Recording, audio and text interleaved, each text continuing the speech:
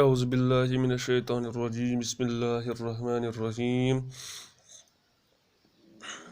چوتھی جماعت کے عزیز طلباء و طالبات، السلام علیکم ورحمۃ اللہ وبرکاتہ۔ پیارے بچوں، آج ہم آپ کے لیے ایک اور سبق کا عنوان لے کر حاضر خدمت ہے۔ اس لیسن کا عنوان ہے، اس سبق کا عنوان ہے اخلاقی نظمیں۔ پیارے بچوں، یہ جو اخلاقی نظمیں ہیں، دو تین نظمیں ہیں مختصر سی۔ پہلی نظم کا عنوان ہے ادب۔ ادب اخلاق کا ایک شعبہ ہے، ادب اخلاق کا ایک ڈپارٹمنٹ ہے۔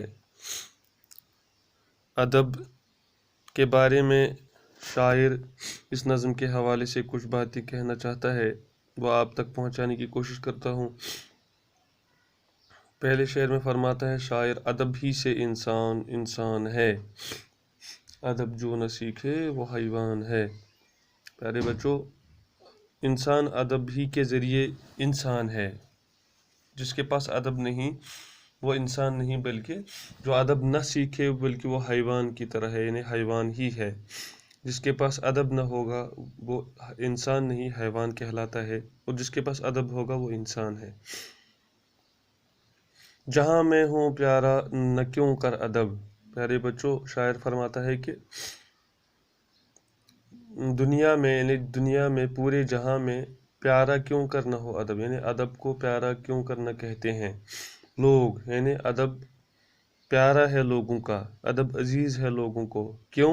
کیونکہ ہے آدمیت کا زیور ادب، کیونکہ آدمیت کا زیور ہے۔ جس طریقے سے دلہن کا زیور ہوتا ہے، گہنا ہوتا ہے، اس سے وہ دلہن لگتی ہے، اسی طریقے سے انسان ادب کے زیور سے انسان لگتا ہے۔ آدمیت کا زیور ادب ہے، یعنی انسان ادب کے زیور سے جب آراستہ ہوگا تو ہی انسان کہلائے گا۔ اسی لیے پورے جہاں میں ادب کو عزیز سمجھا جاتا ہے، پیارا سمجھا جاتا ہے۔ نہ ہو جس کو اچھے برے کی تمیز۔ شاعر فرماتا ہے کہ جس کو اچھے اور برے کی تمیز نہ ہو وہ کیا کرتا ہے؟ نہ وہ گھر میں پیارا نہ باہر عزیز۔ یعنی کہ جو اچھے اور برے میں تمیز نہیں کر سکتا، جس کے پاس ادب نہ ہو کہ وہ اچھے اور برے کی تمیز کرے، وہ گھر میں بھی پیارا نہیں ہوتا ہے اور باہر بھی وہ عزیز نہیں ہوتا، یعنی باہر بھی نہ وہ گھر میں پیارا ہوتا ہے، نہ وہ گھر میں لاڈلا ہوتا ہے، اور نہ وہ باہر ہی پیارا ہوتا ہے، عزیز ہوتا ہے، لاڈلا ہوتا ہے۔ پیارے بچوں، بٹھاتے نہیں بے ادب کو قریب، یعنی جو بے ادب بچہ ہوتا ہے، بے ادب انسان ہوتا ہے، اس کو کوئی بھی اپنے قریب آنے نہیں دیتا ہے، اس کو کوئی بھی اپنے پاس آنے نہیں دیتا ہے، اس کو کوئی اپنے پاس بٹھاتا نہیں ہے۔ یہ سچ بات ہے بے ادب بے تمیز، کیونکہ یہ سچ بات ہے، جس کے پاس ادب ہوگا اسی کو لوگ اپنے پاس آنے دیتے ہیں، اسی کو لوگ اپنے قریب آنے دیتے ہیں، اور جو بے ادب ہوتا ہے اس کو کوئی بھی اپنے پاس نہیں بٹھاتا، کیونکہ اس لیے یہ سچ بات ہے کہ جو بے ادب ہوتا ہے وہ بدتمیز بھی ہوتا ہے، بے تمیز بھی ہوتا ہے، اس کے پاس تمیز نہیں ہوتا ہے۔ جو بے ادب ہوتا ہے وہ بے تمیز بھی ہوتا ہے، بے ادب بھی ہوتا ہے۔ یہ محمد اسماعیل مرٹھی صاحب کی نظم ہے پیارے بچوں، اس کا عنوان تھا ادب۔ بہت ہی مختصر سی نظم ہے۔ اس کے بعد ایک اور نظم ہے مختصر سی، اس کا عنوان ہے کوشش۔ اس کا عنوان ہے کوشش۔ نہ تم ہچکچاؤ نہ ہرگز ڈرو، جہاں تک بنے کام پورا کرو۔ کوشش کا مطلب ہے اے پیارے بچوں، تم کبھی بھی کام سے نہ ہچکچاؤ، ڈرو مت، نہ کسی اپنے کام سے ڈرو، نہ منزل سے ڈرو۔ کوئی بھی کام سخت ہوگا، جہاں تک بنے، جہاں تک ہو سکے آپ ہر کوئی کام پورا کر کے ہی دم لو۔ یعنی بچوں سے مخاطب ہے شاعر کے، نہ ہچکچاؤ نہ ڈرو، اور جہاں تک ہو سکے کوشش کرتے رہو اور کام کو پورا کرتے رہو۔